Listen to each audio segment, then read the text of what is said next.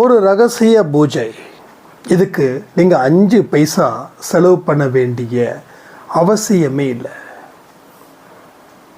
உங்கள் வாழ்க்கையில் நீங்கள் எதை அடையணுமோ அதை இந்த பூஜைகள் மூலமாக நீங்கள் அடைய முடியும். உங்கள் வாழ்க்கையில் யாராவது திருந்தணுமா, இல்லை உங்கள் வாழ்க்கையில் யாராவது உங்களை போற்றணுமா, புகழணுமா, இல்லை உங்கள் வாழ்க்கையில் நல்லவங்களாக உங்கள் சுற்றி இருக்கிறவங்களாம் மாறணுமா, இதற்கு எல்லாமே இந்த ஒரு பூஜையில் நிச்சயமாக உங்களால் மாற்றத்தை ஏற்படுத்த முடியும். ஆனால் இதை ஒருவருக்கும் சொல்லக்கூடாது. உங்கள் குழந்தைங்களுக்கோ, உங்கள் கணவருக்கோ, உங்கள் மனைவிக்கோ, உங்கள் மாமனார் மாமியார் யாரை நினச்ச வேணாலும் இந்த பூஜைகளை உங்களால் கரெக்டாக ஒரே நேரத்தில் தொடர்ந்து செய்வதன் மூலமாக மிக பெரிய நன்மைகளை நீங்கள் அடைய முடியும். ஸோ அப்பேற்பட்ட ஒரு பூஜை முறைகள் தான் இந்த பதிவில் சொல்லியிருக்கோம். அடுத்தது, இந்த பதிவை தொடர்ந்து கேட்குறவங்களுக்கு அவருடைய தொடுதலோ இல்லை உணர்வுகள் மூலமாக ஒரு வெளிப்படும் தன்மையோ ஒரு விஷயம் இந்த பதிவின் மூலமாக நிச்சயமாக நடக்கும். ஸோ ஆழ்ந்த நம்பிக்கையோடு கேட்கணும். ஒரு பிரார்த்தனை செஞ்சிடலாமா? என் அன்பு சாயப்பாவிற்கு நன்றி. இந்த பதிவில் சொல்லக்கூடிய அத்தனை விஷயங்களையும் நான் நிச்சயமாக செய்வேன். இந்த ரகசிய பூஜை என்னோடய வாழ்க்கையில் பெரிய மாற்றத்தை ஏற்படுத்த போவதற்காக நன்றிகளை தெரிவித்து இந்த முழு பதிவையும் நான் நிச்சயமாக கேட்டு பயன்பெறுவேன். ஸோ இந்த பதிவை கேளுங்க. லைஃப்பில் மிகப்பெரிய ஒரு மாற்றத்தை ஏற்படுத்தக்கூடிய பதிவில் இதுவும் ஒரு அற்புதமான அதிசயமான பதிவு. சாயிராம். என் உயிரின் உயிரானவர்களே, இது மிக முக்கியமான ஒரு பதிவு. மனிதர்கள் நம்மளை ஏமாற்றும் போது, மனிதர்கள் நமக்கு ஏகப்பட்ட கஷ்டத்தையும் கவலைகளும் கொடுக்கும்போது நாம் என்ன செய்யணும் அப்படின்றது தான் இந்த பதிவு. இந்த பதிவை முடிகிற வரைக்கும் கேளுங்க. சாயப்பா உங்களை தொடுவது போலவோ, உங்களிடம் பேசுவது போலவோ ஒரு பெரிய உணர்வு நிலை இன்று இந்த பதிவின் மூலமாக கிடைக்க பெறுவீர்கள். அப்போது ஆழமாக கேட்கணும், நம்பிக்கையோடு கேட்கணும், மனசை எங்கேயும் சிதற விடக்கூடாது. ஒரு பிரார்த்தனை மூலமாக இந்த பதிவுகளை நாம் கேட்கணும். சரிங்களா? நான் அது இன்ட்ரோவில் சொல்லுவேன். அந்த பிரார்த்தனைங்க நீங்கள் பண்ணியிருப்பீங்கன்னு நான் நம்புகிறேன். ஸோ எத்தனை பேர் உங்களை எதிர்த்து நின்றாலும் நீங்கள் இறை வழியில்தான் நடக்க வேண்டும். அதாவது அமைதியான வழியில், அகிம்சை முறைப்படி, யாருக்கும் எந்த இடத்திலும் பதில் கொடுக்காம, யாருக்கிட்டையும் எந்த கேள்விகளையும் கேட்காம உங்களுடைய வாழ்க்கையை உங்களால் வழிநடத்த முடியுமா? அப்படி வழிநடத்த முடியும் அப்படி என்றால் அடுத்த சில தினங்களுக்கு இதை கொள்கையாக எடுத்து ஃபாலோ பண்ணுங்கள். அப்போது உங்கள் வாழ்க்கையில் கிடைக்கக்கூடிய மாற்றத்தை நீங்கள் நினச்சி பார்க்க முடியாத அளவுக்கு ஒரு சந்தோஷமான நிகழ்வுகள் உங்கள் வாழ்க்கையில் நிச்சயமாக வரும். உங்கள் வாழ்க்கை தீர்மானிக்கப்பட்டது. என்னைக்கு சாயப்பா கிட்ட நீங்கள் வந்தீங்களோ, என்னைக்கு உங்கள் தலையை அவருடைய பாதத்தில் வைத்தீர்களோ, அன்றே உங்களுடைய வாழ்க்கை அவரின் திருக்கரங்களால் ஆசீர்வதிக்கப்பட்டது. எத்தனை பேர் நம்புறீங்க? கேள்விகளை கேட்டுக்கிட்டே இருந்தால் தான் பதில்களை நீங்கள் சொல்லிக்கிட்டே இருக்கணும். சொல்லுவீங்க. ஆழமான எண்ணங்கள், அர்த்தமான வாழ்க்கை, அளவான தேவைகள், அளவான பேச்சுக்கள், இது எல்லாமே உங்ககிட்ட இருந்துச்சுன்னா அளவில்லாத செல்வத்தை அவர் அள்ளி அள்ளி கொடுப்பார். பல பேருக்கு வாழ்க்கையோட தத்துவம் புரியலன்னு நம்ம நிறைய பதிவில் சொல்லியிருக்கோம். எஸ், தத்துவம் புரியல, போகிற வழியும் தெரியல. எனக்கு 12 மணி பதிவு எத்தனை பேர் பார்த்தீங்க? கமெண்ட் பண்ணுறீங்களா? அதில் நிறைய விஷயங்கள் நம்ம பேசியிருக்கோம். ஒரு சாய்ராம் சொன்னாங்க, வரிக்கு வரி சாட்டை அடி தான், வரிக்கு வரி ஆசீர்வதிக்கப்பட்ட செய்திகள் தான், வரிக்கு வரி எனக்கு தேவையானவைகள் தான். நீங்கள் தான் பேசுகிறீங்களா, இல்லை எனக்கு புரிகிற மாதிரி கடவுள் டிரான்ஸ்லேட் பண்ணுறாரா அப்படின்னு நம்ப முடியாத அளவுக்கு அந்த பதிவுகளில் இருக்கக்கூடிய வார்த்தைகள் இருக்குது. அவரோட வார்த்தைக்கு நான் கீழ்ப்படிவேன் அப்படின்னு சொன்ன சாய்ராமுக்கு மிகப்பெரிய சல்யூட். உங்கள் வாழ்க்கையில் மிகப்பெரிய இடத்துக்கு நீங்கள் போவீங்க நீங்கள் இதை ஃபாலோ பண்ணால். ஸோ அதே போல் தான் அன்பை சாய் குடும்பத்தில் இருக்கிற அத்தனை பேரும் இதை தயவு செய்து ஃபாலோ செய்ய வேண்டும். ஸோ எந்த மனுஷன் என்ன பண்ணாலும் என்ன செஞ்சாலும் நீங்கள் செய்ய வேண்டிய பணி ஒன்றே ஒன்று தான். ஜஸ்ட் கடந்து போயிடு. திரும்பவும் சொல்கிறேன், கடந்து போயிடுங்க. ஒரு இடத்துல நடக்கிறீங்க, அங்கே பயங்கரமான துர்நாற்றம் வீசுது. அங்கே நின்று ஏன் அந்த துர்நாற்றம் வருதுன்னு சொல்லி அந்த துர்நாற்றத்துக்கூட சண்டை போடுவீங்களா, இல்லை வேகமாக கடந்து நல்ல இடத்துக்கு போவீங்களா? ஸோ நீங்கள் டிசைட் பண்ணுங்கள். அப்போது உங்களுக்கு எதிராக பேசக்கூடிய இடத்துல உங்கள் மனசு கண்டிப்பாக வலிக்கும். உங்கள் மனசு பெரிய பாடுபடும். அதில் இருந்து மீளணும்னு இப்போ வரைக்கும் நினச்சிட்ருக்கீங்க. நீங்கள் ஏன் மீள முடியல தெரியுமா? அதை கடந்து போவதற்கு உங்களுக்கு மனது இல்லை. மனதில் திடம், தைரியம், அந்த சகிப்புத்தன்மை எதுவுமே இல்லை. ஸோ 1000 பேர் நம்மளை விமர்சிக்கட்டுமே, அதை பற்றி நீங்கள் ஏன் கவலைப்படுறீங்க? தவறுகள் இருந்தால் மாற்றிக்கொள்ள வேண்டியது முதல் படி. என்னை யாராவது ஏன்பா இப்படி பண்ணுறீங்க அப்படின்னு கேட்டாங்கன்னா, எஸ் அது உண்மையிலே தப்பாக இருக்குது அப்படின்னா கண்டிப்பாக நான் மாற்றி அவங்களுக்கு நான் தேங்க்ஸ் பண்ணுவேன். ஆனால் டெஃபினட்டாக என்னை ஏதோ ஒரு வழியில் டார்கெட் பண்ணுறாங்க, என்னுடைய சந்தோஷத்தையும் என்னுடைய மதிப்பையும் என்னுடைய மரியாதையையும் என்னுடைய தன்மானத்தையும் அவர்கள் குறைக்கணும், இல்லை என்னை அசிங்கப்படுத்தணும், அந்த ஒரு நினப்பில் அவர்கள் இருந்தார்கள் என்றால் நான் அவர்களுக்காக என்றைக்குமே வாக்குவாதமோ இல்லை தர்க்கமோ இல்லை சண்டையோ இல்லை அழுகையோ எதுவுமே பண்ண மாட்டேன். எஸ், என்ன நீ இந்த வார்த்தையை சொல்கிற, இது உனக்கு சந்தோஷம் தானே கொடுக்குது, அந்த சந்தோஷம் நிக்கட்டு சொல்லிட்டு நான் பாடு கடந்து போயிடுவேன். ஏன்னா பதில் கொடுக்கறது நமது வேலை இல்லைன்னு சாயப்பா சச்சரித்திரத்தில் ரொம்ப அழகாகவே சொல்லியிருக்கார். அப்போ ஏன் நான் பதில் கொடுக்கணும்? அதே போல் தான் நீங்களும் சொல்கிற, தவறுகள் இருந்தால் மாற்றிக்கொள்ளுங்கள், தவறுகள் இல்லை என்றால் அதை கடந்து போயிடுங்க. ஏன்னா உங்களுக்கான உலகம் வேறு. கடவுள் உங்களுக்கு ஒரு சிறப்பான தொடக்கத்தையும் ஒரு அழகான முடிவையும் ஒரு ஓரமாக வச்சுருக்கார். அப்போது நீங்கள் எங்கே போனீங்க, எந்த இடத்துல நீங்கள் ஸ்டார்ட் பண்ணுறீங்களோ அங்கே தான் உங்களோட தொடக்கம். அப்போ இந்த வாழ்க்கையில் நீங்கள் இதே திசையில் போனீங்கன்னா அது தொடக்கமாக இல்லை, அது முடிவு. அப்போ இந்த முடிவு உங்கள் வாழ்க்கையை நிம்மதி இல்லாமல் இருக்கும். ஆனால் இந்த பாதையில் விலகி வேறு ஒரு பாதையில் போனால் தான் ஆன்மீகத்துக்கு உண்டான தொடக்கமும் அதற்கு உண்டான அந்த அடிக்கல் நாட்டம்னு சொல்கிறாங்க இல்லையா, அந்த இடமும் அந்த இடத்துல காத்துக்கிட்டு இருக்குது. தயவு செய்து அதை பாருங்கள், இதை விடுங்க. இதை பார்த்து அதை விட்டுறாதீங்க. நிறைய மனுஷங்க இதை பார்க்குறாங்க, அதை விட்டுடுறாங்க. அது எப்படி சண்டை போடாமல் இருக்க முடியும்? எனக்கு தன்மானம் இல்லையா, எனக்கு சூடு இல்லையா, சொர்ணம் இல்லையா, எல்லாமே இருக்குது. வாழ்க்கையில் உயர்வதற்கு அதை காட்டுங்க, இதுக்கெல்லாம் காட்ட வேண்டாம். உங்களுடைய எனர்ஜி லெவல் கீழே இறங்கிடுச்சுன்னா உங்களால் சரியான ஒரு வாழ்க்கையை வாழ முடியாமல் போயிடும். ஸோ அந்த எனர்ஜெட்டிக்காக நம்ம இருக்கணும். அப்போ தான் நம்ம சிறப்பான ஒரு வழிகளை தேட முடியும். உங்கள் கணவரோ உங்கள் மனைவியோ கண்டிப்பாக உங்களை டார்கெட் பண்ணுறாங்கன்னு வச்சுக்கோங்க. இருந்துட்டு போகுது, இன்னும் எத்தனை நாள் டார்கெட் பண்ணுவாங்க? ஸோ அடுத்த ஒரு வெற்றியை நீங்கள் கொடுக்க வேண்டிய நேரத்தில் இருக்கிறீங்கன்னா அவர்களுக்கு எந்த பதிலையும் கூறாமல் உங்கள் வாழ்க்கையை தொடர்ந்து வாழுங்கள். அளவற்ற அன்பை எல்லோருக்கும் பகிருங்கள். அந்த அன்பு என்றைக்குமே எவ்வளவு பெரிய ஏமாற்றங்கள் வந்தாலும் அது உங்களை கடுகளவுக்கு கூட பாதிக்காது. கடுகளவில் கூட பாதிக்காது. எனக்கு எத்தனையோ பேர் நெஞ்சில் குத்துனவங்க, முதுகில் குத்துனவங்க இருக்கிறாங்க. அத்தனை நல்ல மனிதர்களும் சந்தோஷமாக இருக்கட்டும், ஹாப்பியாக இருக்கட்டும்.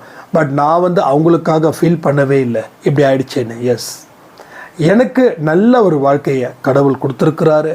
அந்த வாழ்க்கையில் பயணம் செய்யணுன்னா இந்த மாதிரி மனிதர்களை அவர் பிரிக்கிறாருன்னு நினச்சி நான் பாட்டுக்கு வாழ்ந்துட்டு போகிறேன். ஸோ எனக்கு எதிர்த்து பேசுகிறவங்க நல்லா இருக்கக்கூடாதுன்னு சாய்ப்பா மேலே சத்தியமாக ஒரு இடத்த கூட நான் நினச்சதே கிடையாது. நல்லா இருக்கட்டும், ஹாப்பியாக இருக்கட்டும், அவ்வளோதான். ஏன்னா நம்ம உலகம் வேறு, அவர்கள் உலகம் வேறு. அவங்க உலகத்தில் நம்மளால் ஒரு நாள் கூட சுவாசிக்க முடியாது.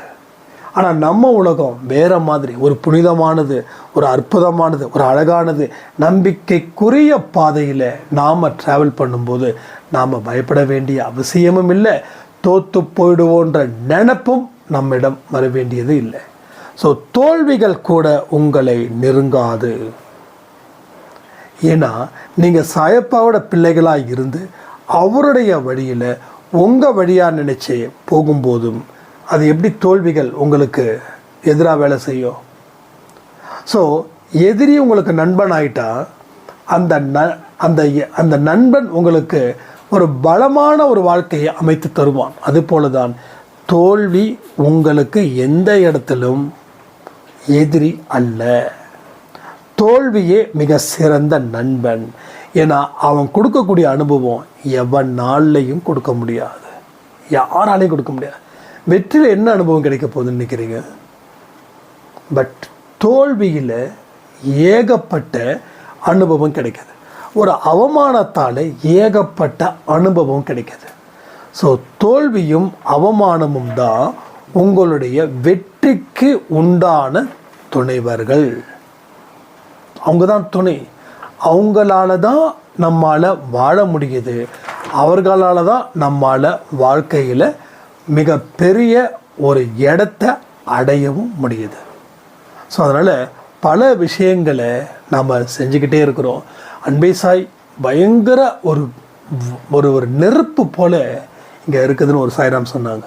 எஸ், அதாவது என்ன நினச்சாலும் நடக்குதுங்க. இப்போ நான் என்ன நினைக்கிறதே தெரியல. ஏன்னா அவ்வளவு வாழ்க்கையையும் எனக்கு என்னுடைய சாயப்பா கொடுத்துருக்காரு அப்படின்னு. அன்பே சாயப்பாவுடைய அந்த பவரே வேறு லெவல் அப்படின்றாங்க. நம்ம நிறைய பேருக்கு மறந்துருக்கும்னு நினைக்கிறேன். நம்ம அன்பே சாயப்பாவோட ஃபோட்டோஸ் எத்தனை பேர் வச்சுருக்கீங்கன்னு தெரியல. ஒருவேளை புதுசாக வந்தவங்க அன்பே சாயப்பா ஃபோட்டோ வேணும்னா என்னோடய வாட்ஸ்அப் நம்பரில் நான் ஸ்டேட்டஸ் வைக்கிறேன். அதை டவுன்லோட் பண்ணிக்கோங்க.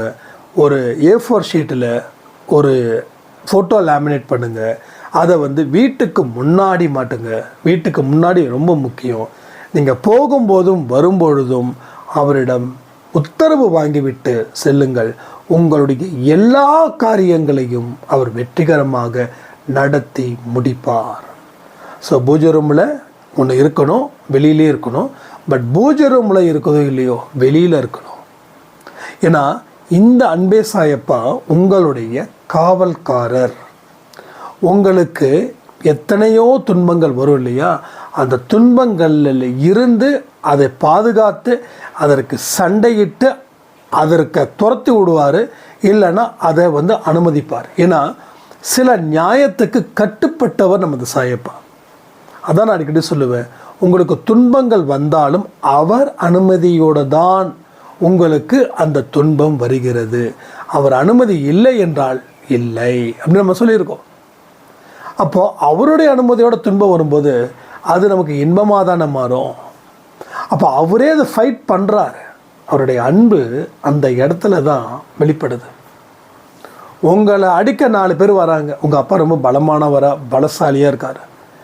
அவர் உங்களை காப்பாற்றுவதற்கு அந்த 4 பேர்கிட்ட சண்டை போட்டு உங்களை காப்பாற்றுவார் இல்லையா? அதே போல் எத்தனை இடத்துல எதிர்ப்புகள் வந்தாலும் சாயப்பா உங்களுக்காக அவர்களிடம் சண்டை போட்டு உங்களை அடுத்த லெவலுக்கு அழைத்து கொண்டு போய் உங்கள் வாழ்க்கையை மிகப்பெரிய ஒரு வளமான வாழ்க்கையாக அவர் மாற்றி தருவார்.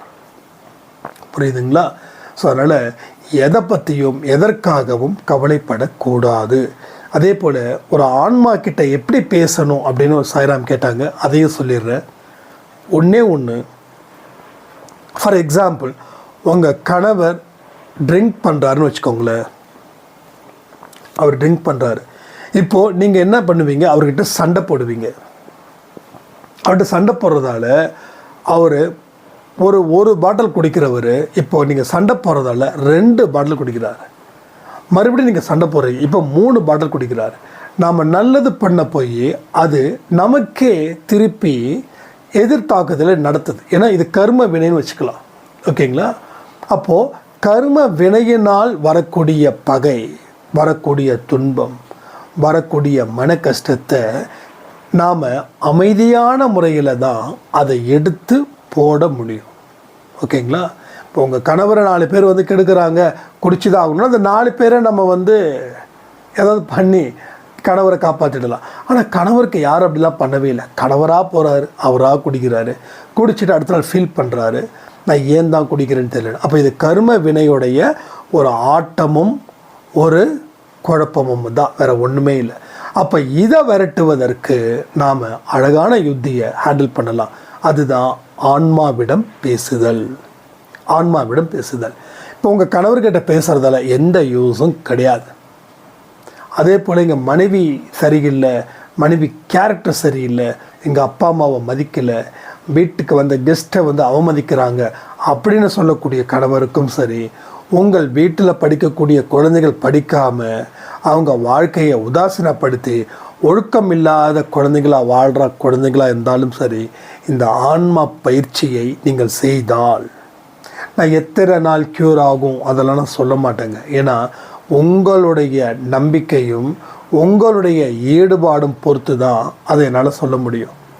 அப்போ தினமும் ஒரு நாள் காலையில் 4 மணிக்கு எழுந்துருங்க. தினமும் இதை ரெகுலராக பண்ணணும். இன்றைக்கி நாளைக்கு இல்லை, ரெகுலராக 4 மணிக்கு எழுந்திரிங்க, இல்லை 5 மணிக்கு எழுந்திரிங்க, இல்லை 6 மணிக்கு எழுந்திரிங்க. அதை எழுந்திரிச்ச உடனே ஒரு 1/2 ஹவரில் நீங்கள் நல்லா குளிச்சுட்டு, கை கால் நாளை குளிச்சுட்டு காலை கடன்களை எல்லாத்தையும் முடிச்சுட்டு அப்படி உட்காருங்க. உங்கள் கணவர்கிட்ட அன்பால் என்னென்ன பேசி புரிய வைக்க முடியுமோ அதை அவருடைய ஆன்மாவிடம் பேசுவது போல பாவித்து தினந்தோறும், புரிஞ்சுக்கோங்க, தினந்தோறும் இன்றைக்கி 4 மணிக்கு எழுந்திருக்கிறீங்கன்னா லைஃப் லாங் 4 மணிக்கு எழுந்திரிக்கணும். Life long. உங்கள் கணவர் திருந்திடுவார். திருந்தினதுக்கப்புறமும் எழுந்துருங்க. இன்னும் நிறைய பேர்கிட்ட நீங்கள் பேசலாம். அப்போ அந்த 4 மணிக்கு எழுந்திரிச்சு ஆன்மா, உங்கள் கணவருடைய ஆன்மாவை நினைத்து கொள்ளுங்கள். ஓகேவா? நினைத்து அவர்கிட்ட நேருக்கு நேராக எப்படிலாம் நீங்கள் அன்பாக பேசுவீங்களோ அதே போல் அன்பாக அவர்களிடம் உரையாடுங்கள். அவருடைய ஆன்மாவிடம் நீங்கள் உரையாட போகிறீர்கள். ஓகேவா? மனுஷன் கூட இல்லை, ஆன்மா கூட உரையாட போகிறீங்க. இந்த உரையாடல் எந்த காரணத்து கொண்டும் யாருக்கும் தெரியக்கூடாது. இதுதான் ரகசியமான உரையாடல்.